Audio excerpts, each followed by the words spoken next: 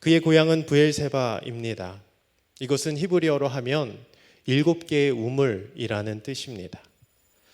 여기서 아브라함과 이삭이 아비멜렉과 화친을 맺으면서 이 우물로 맹세를 했던 것입니다. 문제는 메마른 지역이었기 때문에 물은 절대적인 요소였고, 그러므로 이 우물은 곧 생명과도 직결되는 그런 문제였습니다.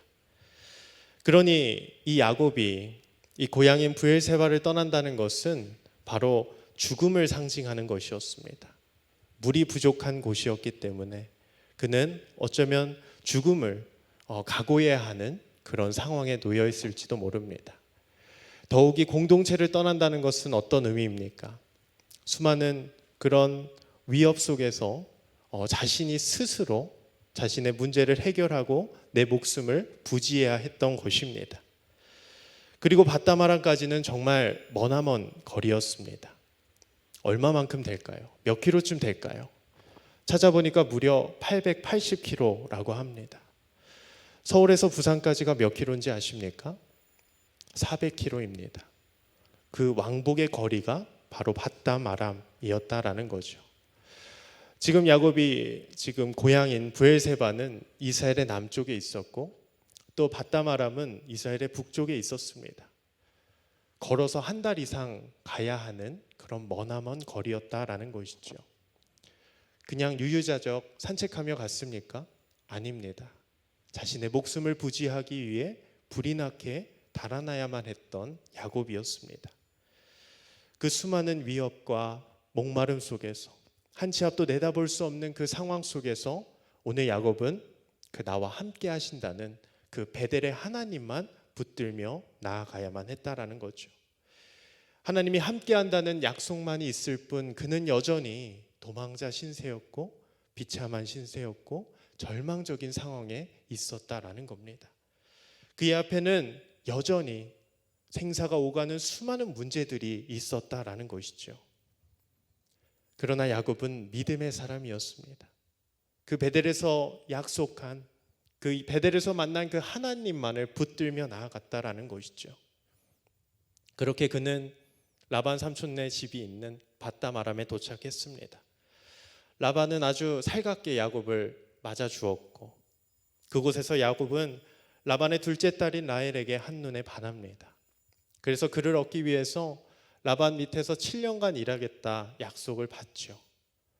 그러나 속이는 데 능통했던 야곱이었지만 그 한수 위인 그 라반에게 똑같이 속임을 당합니다. 그래서 라헬이 아닌 레아를 얻었고요. 다시 레아를 얻기 위해 7년간 라반 밑에서 일을 합니다. 그리고 그 이후에 도합 또 6년간을 일해서 도합 20년간을 그 라반 밑에서 일을 하게 됩니다. 그동안 레아와 라헬이라는 아주 아리따운 여인을 2명이나 아내로 얻었고, 또 수많은 자녀를 얻었고 수많은 재산까지 불렸습니다. 그리고 더욱이 라반의 품에서 벗어날 수 있었기에 이제 그는 드디어 한 가문의 가장이 되어 떳떳한 사람이 될 수 있었죠. 그러나 그 야곱의 마음 한켠에는 항상 하나님의 약속이 있었습니다. 그 베델에서 만난 하나님, 내가 내게 허락한 것을 다 이루기까지 너를 절대로 떠나지 않겠다. 내가 다시 너의 고향으로 내가 너를 다시 보낼 것이다. 이 하나님의 약속이 항상 야곱 한켠, 그 마음 한켠에 놓여 있었다라는 것이죠. 그래서 그는 이제 라반 집을 떠나서 다시 고향으로 내려갑니다. 20년 전의 상황과는 참으로 많이 달라졌습니다. 고향을 떠나올 때는, 바다마람으로 올라갈 때는 야곱은 홀몸이었고 도망자 신세였습니다. 비참한 처지에 있었습니다. 그러나 이제는 그는 달라졌습니다. 고향으로 다시 내려갈 쯤에는 그는 수많은 가족들이 있었고 재산들이 있었고 가축들이 있었습니다. 그는 당당한 사람이었을지도 모릅니다.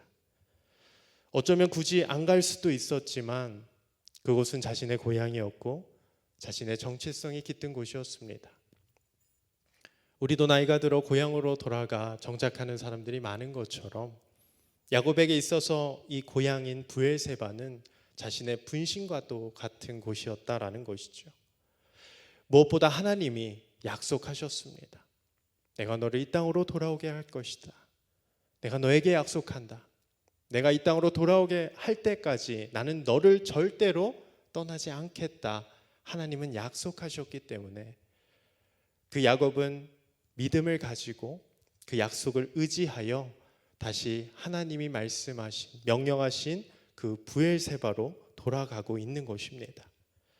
그 약속이 있었기 때문에 그 베델에서 그 만난 그 하나님으로 인해 야곱으로서는 아무리 지금 자신이 풍요롭다 할지라도, 남부럽지 않는 삶을 살고 있다 할지라도 그 약속이 이루어지지 않는다면 자신은 아무 의미 없는 삶을 살고 있다고 생각할지도 모릅니다.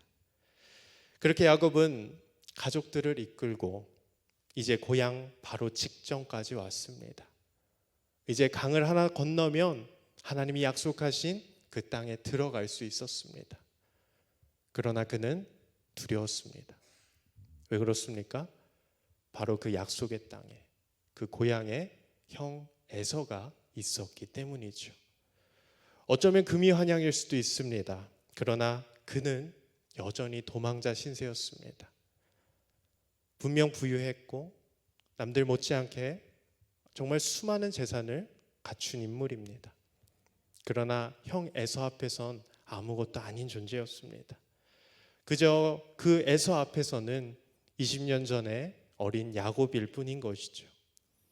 어쩌면 20년 동안, 그 수많은 세월 동안 그 상처는 더 골맞을 것이고 그 두려움은 더 커졌을지도 모릅니다.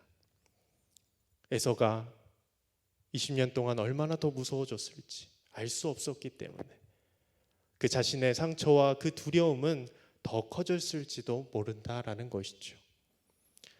그래서 야곱은 아무리 믿음이 좋았어도 다시 한번 흔들립니다.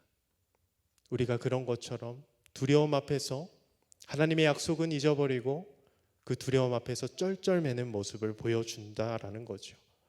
그것을 넘어서 오늘 야곱은 또다시 자신의 그 비겁한 모습을 보여줍니다.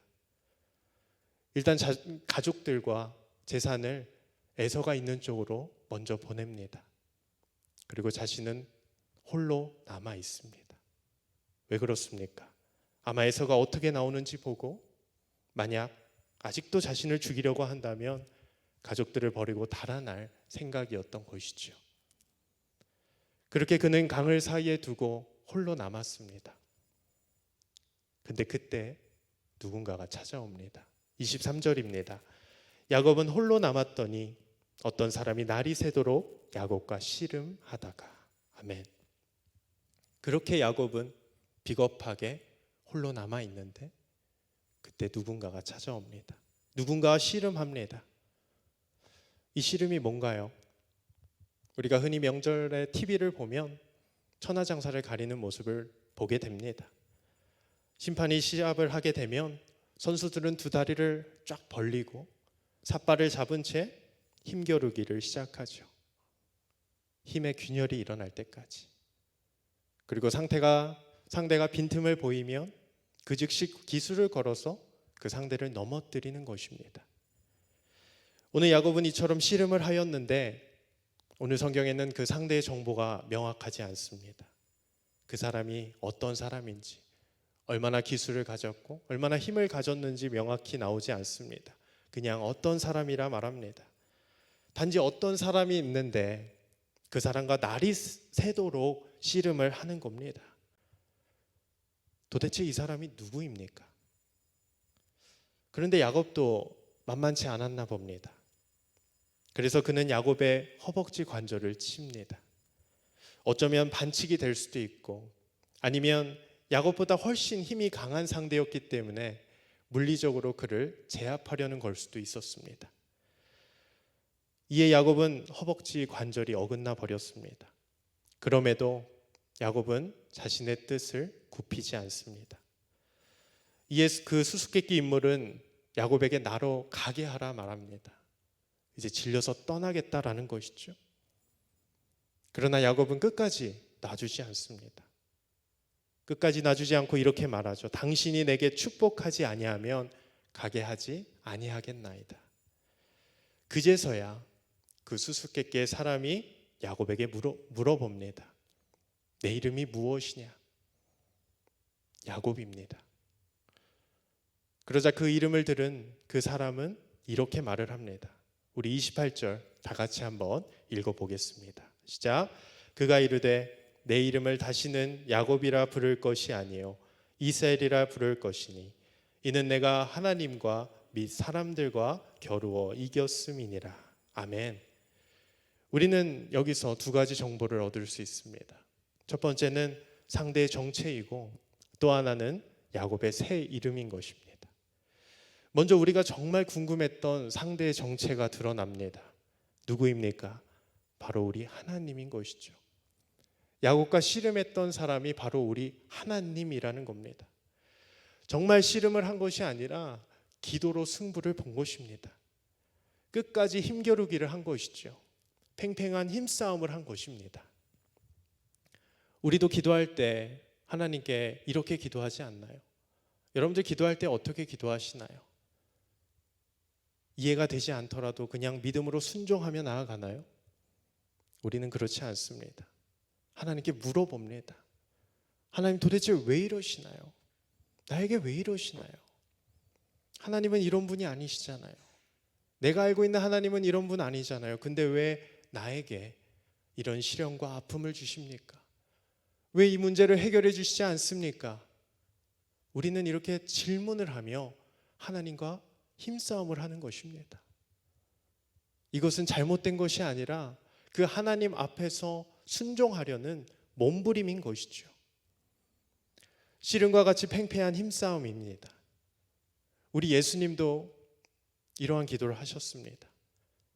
십자가에 달려 돌아가시기 전에 겟셋마네 동산에서 그는 땀이 피가 되도록 기도하셨다 성경에 나옵니다. 그때 예수님은 뭐라 기도하셨을까요? 하나님, 이 길을 꼭 걸어가야 하는 겁니까? 내가 이 십자가를 꼭 져야 되는 것입니까? 내가 꼭 이 잔을 마셔야 되는 겁니까? 하나님과 씨름하는 것이죠.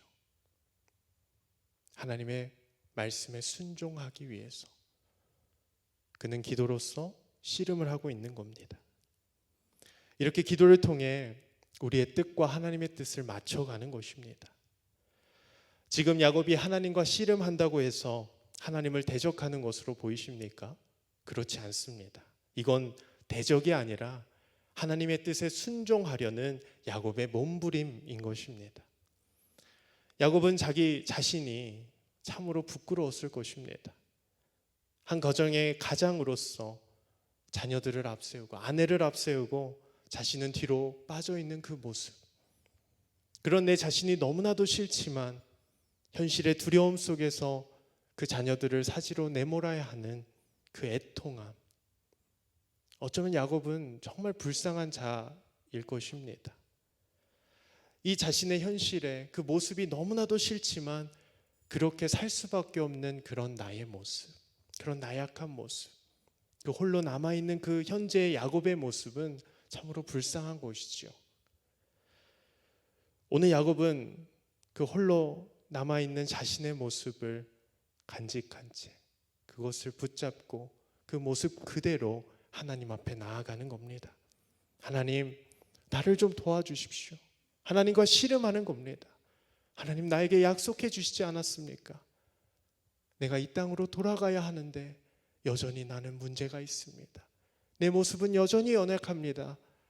그러니 주님, 나는 당신만을 붙듭니다. 도대체 어떻게 해야 됩니까? 분명 약속만 믿고 나아갔는데 왜 내 삶은 여전히 똑같은 겁니까? 여전히 20년과 왜 여전히 똑같은 겁니까? 야곱은 하소연하며 하나님과 씨름을 하고 있는 것이죠. 그 몸부림치는 야곱을 보시고 하나님은 그의 이름을 물어봅니다. 야곱입니다. 야곱의 뜻은 속이는 자죠. 그런데 하나님은 말씀하십니다. 내 이름을 다시는 야곱이라 부를 것이 아니다. 이제 다시는 야곱이라 부르지 않겠다 말씀하십니다. 이것을 히브리 원어로 보면 그 이름이 더 이상 불리지 말아야 한다라는 뜻입니다. 이제는 너를 보고 다른 사람이 속이는 자로 여겨서는 안 된다. 이제는 너가 속이는 자로 불려서는 안 된다. 속이는 자로 살아가서는 안 된다라는 뜻입니다. 그리고 말씀하시죠. 너는 이제 이스라엘이다. 하나님과 및 사람들과 겨루어 이겼습니다. 너는 이제 이스라엘이라 하나님은 새로운 이름을 부여하십니다. 하나님은 야곱의 이름을 이스라엘이라 부르시며 하나님 그 자신을 나타내 주신 것입니다. 그러나 야곱은 더욱 확실하게 알고 싶어 합니다. 29절에 야곱이 청하여 이르되 당신의 이름을 알려주소서. 그 사람이 이르되 어찌하여 내 이름을 묻느냐 하고 거기서 야곱에게 축복한지라. 아멘. 하나님을 알려주시지 않습니다. 모세도 하나님께 처음으로 부름을 받을 때 하나님께 물어봅니다. 당신은 누굽니까? 그러자 하나님은 나는 스스로 있는 자다 말씀하셨습니다. 사사시대에서도 삼손의 아버지 그 마노아가 하나님을 보고 물어봅니다. 당신의 이름은 무엇입니까? 그러자 하나님은 조금 알려주십니다. 나는 기묘자다. 내 이름을 기묘자다. 기묘자가 무슨 뜻입니까? 경이로운 것입니다. 불가사의한 것입니다. 우리의 생각으로는 헤아릴 수 없는 것입니다. 하나님이 모세를 부르실 때에 강렬한 불임에도 그 떨기나무가 타지 않았던 것처럼 하나님은 기묘한 분이며 경이로운 분이며 불가사의한 분이라는 것이죠. 이렇게 하나님은 자신이 원하시면 우리에게 나타내시기도 하시고 자신을 숨기시기도 하시는 그런 기묘한 분이라는 것이죠. 하나님은 이렇게 야곱이 힘들고 지칠 때에 하나님은 야곱이 알 수 있도록 그 야곱에게 찾아와 하나님은 위로해 주시는 것을 볼 수 있습니다. 괴롭고 힘든 상황 속에서 야곱을 홀로 내버려 주시지 않으시고 언제나 야곱에게 찾아와 다시 한번 힘을 불어넣어 주시며 위로해 주신다라는 것입니다. 하나님은 야곱에게 총 3번 등장하셨는데 첫 번째는 그 돌베개를 베고 자고 있던 그 베델에서 그 베델의 하나님으로 나타나셨고 또 두 번째는 마하나임 하나님의 군대가 너와 함께 하실 것이다 하나님은 약속하셨습니다. 그리고 마지막으로 오늘 말씀인 이 3번째 브니엘에서 하나님은 만나 주시는 거죠. 브니엘의 뜻이 뭡니까? 30절 하반절에 내가 하나님과 대면하여 보았으나 내 생명이 보존되었다라는 뜻입니다. 하나님과 대면했는데 그 하나님이 나를 거두어 주셨다. 내 생명을 보존해 주셨다라는 겁니다. 야곱은 그가 하나님임을 더욱 분명히 하며 전에도 만났고 그 경험한 하나님을 다시 한번 확인하며 그곳에 브니엘이라는 이름을 부여하는 겁니다. 자신의 이름을 바꿔주신 하나님입니다. 그 죄 많던 야곱이었습니다. 그는 평생 속이는 자로 살아갔던 사람입니다. 그는 비겁한 사람이었습니다. 그러나 하나님은 그 죄를 용서해 주시고 새로운 이름 이스라엘, 그 하나님의 위대한 그 이름인 그 이스라엘이라고 야곱을 다시 한번 불러주시는 겁니다. 그리고 오늘 야곱은 그 하나님께 감사하며 그 분예를 통해 하나님은 날 새롭게 하셨으며 나를 구원해 주셨다고 하나님께 영광을 돌리는 것이죠. 그리고 성경은 그를 이렇게 묘사합니다. 32절 1절 같이 한번 읽어보겠습니다. 시작. 그가 분예를 지날 때에 해가 돋았고 그의 허벅다리로 말미암아 절었더라. 아멘. 이 분예를 지날 때에 하나님과 대면한 다음에 해가 돋았다라고 말하죠. 날이 샜다라는 의미이기도 하지만 이제 그에게 새로운 소망이 생겼다라는 뜻이기도 합니다. 그런데 이상합니다. 그렇게 새로운 소망이 생겼는데 그의 모습은 우리가 이해하기 어렵습니다. 그 다음에 뭐라고 나오나요? 그의 허벅다리로 말미암아 절었다라고 나옵니다. 그가 왜 허벅다리를 절었나요? 하나님이 그를 치셨기 때문이죠. 우리는 이것을 어떻게 봐야 할까요? 하나님을 대면했습니다. 하나님을 만나 죄를 모두 용서받았습니다. 새로운 이름까지 부여를 받았습니다. 근데 그의 모습은 절고 있었습니다. 허벅다리를 절고 있었어요. 하나님과 대면해서 불구가 되었다라는 뜻일까요? 하나님과 대면해서는 안 된다라는 뜻일까요? 하나님께 까불고 우리가 씨름하면 안 된다라는 뜻일까요? 이것을 알려면 우리가 33장 3절을 한번 봐야 됩니다. 제가 한번 읽어보겠습니다. 자기는 그들 앞에 나아가되 몸을 7번 땅에 굽히며 그의 형 에서에게 가까이 가니. 뭔가 이상합니다. 분명 32장까지는 야곱은 홀로 남아 있었습니다. 비겁한 모습을 보였습니다. 가족들을 앞세웠습니다. 그런데 갑자기 33장에서 그는 에서 앞에 당당히 걸어 나아갑니다. 그는 절뚝거리고 있었습니다. 이상하죠. 몸이 성에도 모자를 파네. 자칫하면 도망가야 하는 그 순간에 그는 몸이 성하지 않았지만 이제 가족들을 뒤로 하고 당당히 에서 앞으로 나가는 모습을 보여줍니다. 그리고 그 다음에 7번 땅에 엎드려 형에게 용서를 구합니다. 히브리인들에게 이 숫자 7은 완전수입니다. 정말 납작 엎드렸다. 철저하게 용서를 구하는 오늘 야곱의 모습을 볼 수가 있죠. 도대체 왜 엎드렸을까요? 아니, 그 이전에 왜 갑자기 이렇게 야곱의 태도가 달라진 것일까요? 첫 번째로 그는 하나님의 약속을 다시 한번 확인했기 때문입니다. 하나님은 야곱이 힘들 때마다 찾아오셨다라고 했습니다. 고향을 떠나올 때에 그 절망적인 상황에서 하나님은 베델에서 그를 만나 주셨습니다.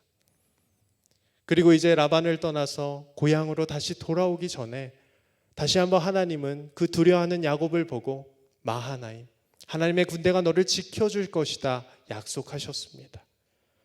그러나 야곱은 두려움 앞에서 항상 그 약속을 잊어버렸습니다.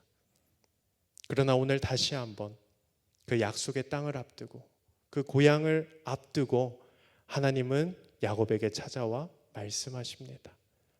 분이엘의 하나님인 것이죠. 다시 한번 그 약속의 땅을 두고 하나님은 자신의 약속을 상기시켜 주는 겁니다. 그에게 새로운 이름을 부여하고 내가 너와 함께 할 것임을 다시 한번 재확인시켜 주신 것이죠. 이것은 베델에서 약속했던 것과 동일한 겁니다.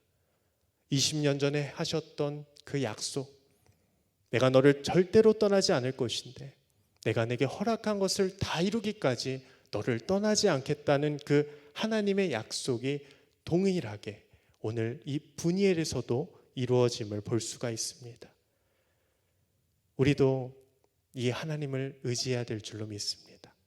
이 신실하신 하나님, 20년 전에도 그리고 20년 후에도 영원히 우리와 한 약속을 잊지 않으시고 이행하시는 그 하나님을 우리는 믿음으로 붙들어야 될 줄로 믿습니다. 야곱은 두려움 속에서 다시 한번 그 하나님을 붙들었습니다. 하나님의 약속을 재확인했습니다. 그러니 그는 두려움이 사라졌습니다. 물론 현실에서의 문제는 똑같죠. 여전히 저 앞에는 두려운 형 에서가 있었습니다.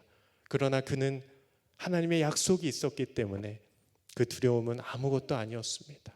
이젠 뒤로 돌아서 정말 그 겁쟁이처럼 살아가는 그런 야곱이 아니라 이젠 하나님의 약속을 믿고 당당히 앞으로 걸어 나갈 수 있었다라는 것이죠. 우리도 이 하나님의 약속을 믿고 다시 한번 나에게 새로운 이름을 부여하며 나와 함께 하시겠다는 그 약속을 믿음으로 붙들며 이 문제를 해결하는 우리 모두가 되기를 소망합니다. 두 번째로 그는 하나님과 대면하여서 자신의 추악함을 보았기 때문에 에서 앞에 당당히 나갈 수 있었습니다. 야곱은 자신의 이름처럼 평생을 살았습니다. 그러나 야곱 입장에서는 그게 정당하게 생각했을지도 모릅니다. 야곱의 입장에서 보십시오. 형 에서에게 정당한 대가를 주어서 장자의 축복을 얻은 겁니다.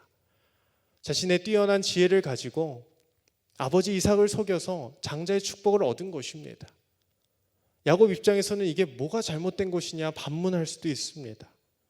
자신의 탁월한 머리로 자신이 성공을 이룬 것이죠. 비록 기회주의자라고 손가락질을 받을지언정 그 결과에 있어서는 우리는 세상 속에서 보면 훌륭하다라고 칭찬받을 수도 있는 일이었습니다. 그러나 하나님 보시기에 그것은 합당하지 못한 것입니다. 이것이 야곱을 향한 하나님의 마음인 것입니다. 하나님의 뜻인 것입니다. 지금 하나님이 약속하신 땅으로 들어가는 순간입니다. 그 하나님의 약속이 이루어지는 그 결정적인 순간입니다.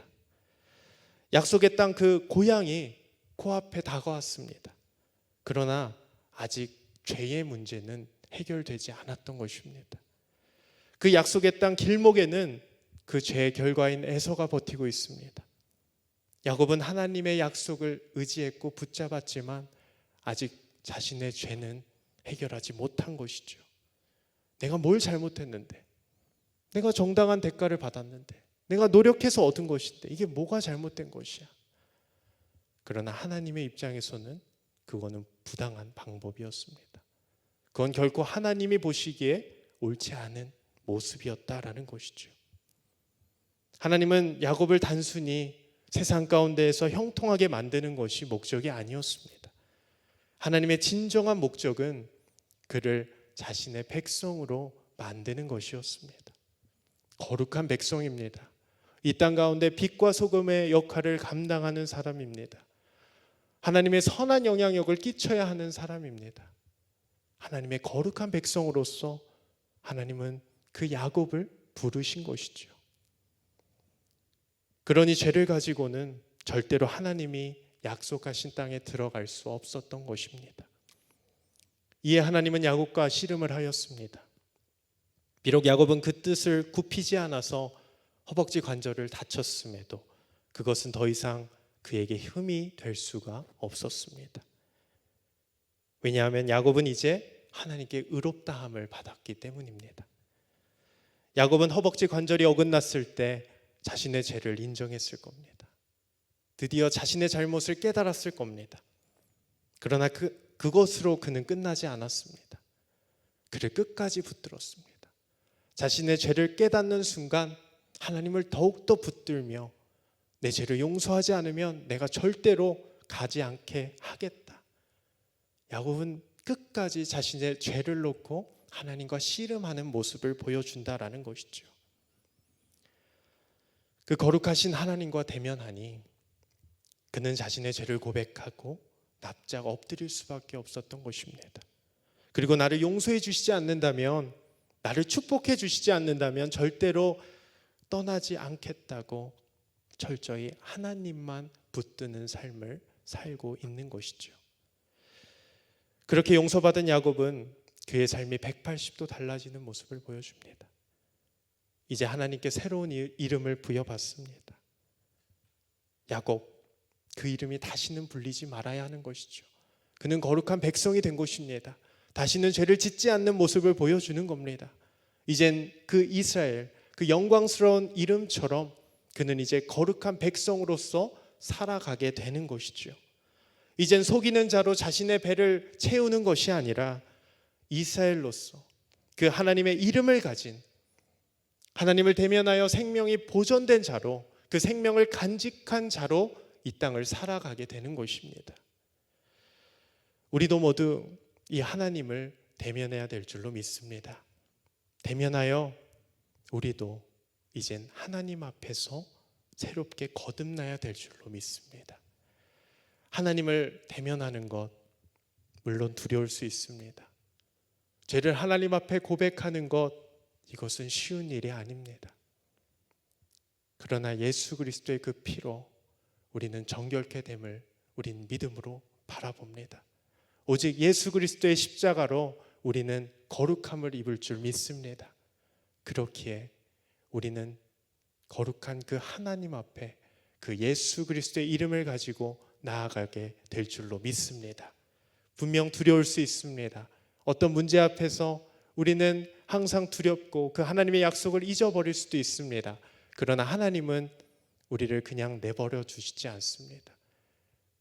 낙담하고 절망 속에서 우리가 그 우울함 속에서 있게 하지 않습니다. 우리 하나님은 언제나 우리를 찾아오시고 우리를 위로해 주십니다. 우리는 그 하나님의 음성을 들어야 될 줄로 믿습니다. 그 사랑의 하나님을 바라봐야 될 줄로 믿습니다. 그 사랑의 하나님을 바라본다면 우리는 문제 앞에서도 이젠 더 이상 두려워하지 않습니다. 우리가 가진 죄의 문제도 두렵지 않습니다. 왜냐하면 그 예수 그리스도의 보혈로 우리를 정결하게 해주실 것을 믿기 때문입니다. 오늘 야곱은 그 하나님을 믿기 때문에 오늘 하나님 앞에 담대하게 나아갈 수 있었습니다. 그리고 하나님과 대면하여 살아남은, 하나님과 대면하여 그 생명을 보존받는 그런 놀라운 은혜를 경험할 수 있게 된 것입니다. 우리는 모두 이 하나님을 대면해야 될 줄로 믿습니다. 우리가 죄가 있으면 하나님은 우리의 삶 속에 역사하실 수 없습니다. 하나님이 약속하신 땅에 들어가려면 반드시 우리가 우리의 모든 죄를 하나님 앞에 내어놓고 용서받아야 될 줄로 믿습니다. 야곱은 자신의 잘못을 인정하고 에서에게 철저히 엎드리는 모습을 보여줍니다. 이 모습은 단순히 에서가 두려워서가 아닙니다. 두려웠다면 그 앞에 나아가지도 못했겠죠. 그러나 하나님 앞에서 철저히 회개하니 그의 인생의 절뚝거림은 중요치 않았습니다. 여전히 삐그덕거리는 삶의 여정이었지만 그 상황 속에서 그는 흔들리지 않고 하나님의 거룩한 백성으로서 살아갈 수 있는 것입니다. 그리고 하나님 앞에서 회개했던 것처럼 진실되게 그 형 에서 앞에서도 잘못을 구하는 모습을 보여주게 되는 겁니다. 이젠 단순히 자신의 힘으로 살아가는 것이 아니라 이제는 하나님을 믿는 그 믿음으로 사는 삶, 하나님과 동행하는 진짜 하나님의 약속을 간직한 자로 그는 살아갈 수 있게 된 것입니다. 우리도 이 하나님을 대면하길 바랍니다. 그리고 우리의 죄가 모두 용서받아서 나와 함께 하시는, 그리고 동행하시는 그 하나님을 믿음의 눈으로 발견하시길 바랍니다.